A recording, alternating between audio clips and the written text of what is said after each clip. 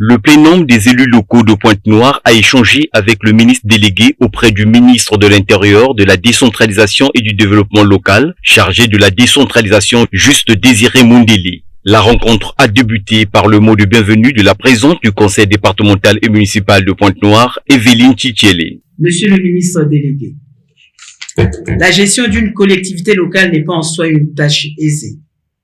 Au sens plus noble du terme, c'est s'occuper du bien commun, privilégier l'intérêt général, favoriser aussi l'expression démocratique. Tel un sacerdoce, c'est en cela que se résume au quotidien l'engagement et les valeurs auxquelles nous croyons tous. S'adressant à son tour aux conseillers locaux, le ministre délégué chargé de la décentralisation a exalté l'architecture moderne et futuriste relative aux travaux du centenaire couplée à la municipalisation additionnelle présentée par le gouvernement récemment. Nous avons tous suivi le ministre d'État Jean-Jacques Bouillard qui a brillamment présenté, esquissé les grands projets de la ville de demain. Ce qu'on peut retenir, c'est que de ce projet, on peut extirper, on peut sortir, en tout cas un plan local de développement.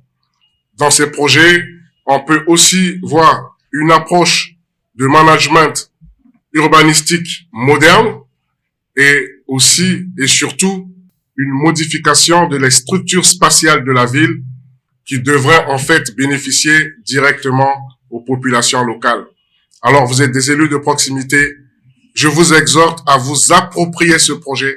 Ce sont les projets de la commune, ce sont les projets de la ville, ce sont les projets du département, ce sont vos projets. Aussi a-t-il tenu à repréciser que dans les 12 batailles du plan d'action du gouvernement, il est écrit « Il n'y a pas d'avenir prospère pour le Congo sans une décentralisation ». De ce fait, il faut booster l'opérationnalisation de la décentralisation. Le gouvernement de la République vient de prendre des dispositions pour que, à partir de 2023, les transferts concernant les secteurs de la santé, de l'éducation, donc préscolaire, scolaire et des collèges soient gérés directement par les collectivités locales.